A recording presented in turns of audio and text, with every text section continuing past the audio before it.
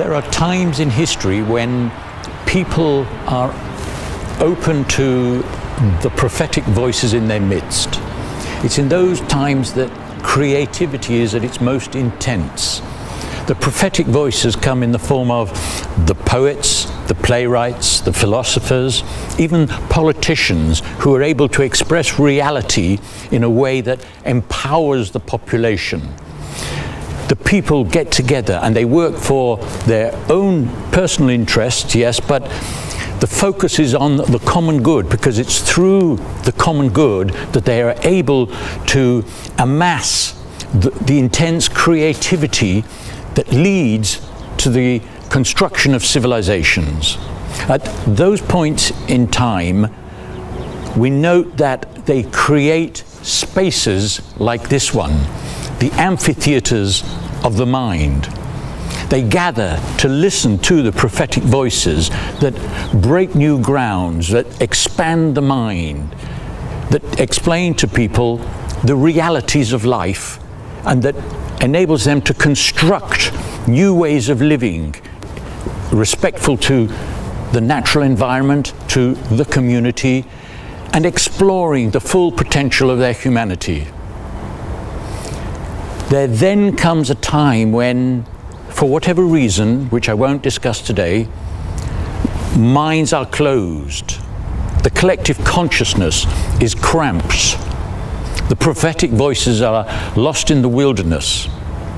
The people still gather in these spaces, but now it's bread and circuses, virtual reality, the reality show. The collective consciousness is no longer synchronized with reality. And that's when society faces an existential threat. We are now in the situation where the collective consciousness has been shut down. The prophetic voices, very rare, are no longer listened to. And the reason why I want to raise this issue is that last year I posed the possibility that we were facing a third world war. In the meantime, voices are being heard that are saying that can't happen. There can be no third world war because this time it's different. How different is it? Who are these voices? They're the voices of the people who led half the world into the depression that's locked Europe and North America in a downward spiral. People like Alan Greenspan in America, Gordon Brown in Britain, the people who said, this time it's different. This time there will be no more booms and busts.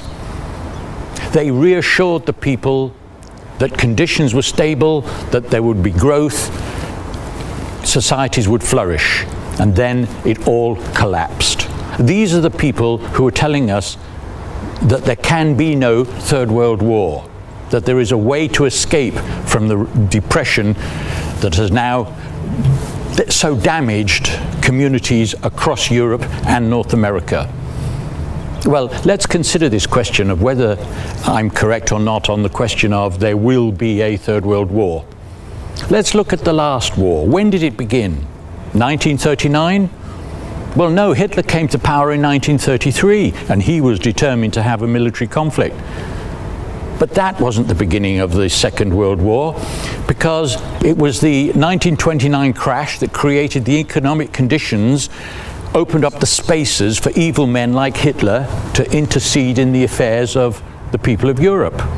But what caused the 1929 crash? It was the preceding economic boom and bust. It was a land price-led boom and bust, which then led to this Wall Street crash, which led to 1933, the rise of Hitler, and 1939. But what allowed the land price boom bust to occur in the first place? It was a kind of statecraft that actually encouraged people to speculate in land to try and reap rewards for no effort, for not adding any value to their communities. That was the statecraft, a statecraft of greed that already existed, which preordained one day the Second World War. Okay, what about the First World War? When did that begin? 1914? No. Because prior to 1914, in the 1890s, European powers were building up their naval forces. They were preparing for a war. They were at war already at the end of the 19th century. But in the 1880s, those European powers were scrambling for land in Africa, territories to dominate. Germany was the one that lost out in that scramble. So was that the beginning of the First World War? Germany with a grudge because it had lost the territories in Africa and was out to equalize the power balance in Europe? No, because what caused the scramble in Africa in the 1880s? The depression of the 1870s, which fostered among the rent seekers, the people who wanted to live off the labors of others, the need to go and grab the rents, the valuable resources elsewhere in the world to make up for the deficit in Europe, which was in depression. But what caused the depression of the 1870s? Prior to that, a land price boom bust, which was ordained by a statecraft of greed. So you see, we can say that the First World War began in 1914, but the chain of causation goes back over decades, and it's the same with 1939. The chain of causation goes back over a long period of time. The World War was already in process well before 1914 or 1939, and it's the same today. We are locked into a process that means we are going to end up with an overt military conflict. Look at the symptoms. In December 2012, a senior economist at the Bank of England said that Britain had suffered severe damage over the previous 3 years. A damage to the economy, loss of wealth, unemployment, on a scale which he said was as if Britain had been in a world war. Well, the English have a saying. It's about a duck. If it quacks like a duck, if it walks like a duck, it probably is a duck. If Britain had endured so much damage, material wealth destroyed, hopes undermined, people unemployed, losing their homes by devastation, if that is something that looks like a world war, then it probably is a world war. The damage is being done. And in countries like this, Greece, the whole economy has imploded. People have lost hope. Young men and women in their 20s are now susceptible to the heart attacks that we used to associate with people who had been smoking for 30, 40 years. It's the stress of the unemployment, of the conditions of devastation that's leading to young people enduring heart attacks and dying in their early 20s. And people throughout Greece committing suicide in desperation. Doesn't that sound like a world at war?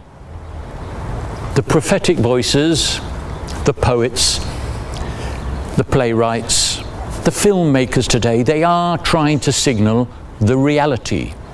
But the collective consciousness has been closed down by those people who want to preserve the status quo. Therein lies the danger to our society. Unless we open up our collective consciousness, unless we gather in these vast spaces and listen to people who are expressing the reality, we will remain locked into a world of virtual reality, and one day that terrible event, the Third World War, will be upon us.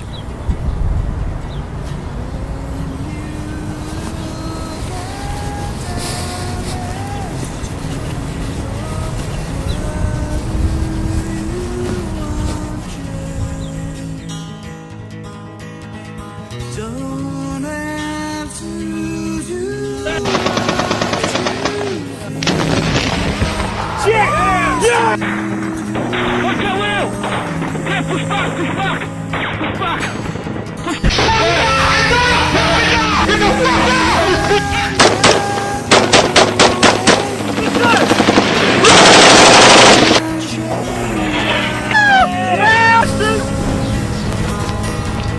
Stop.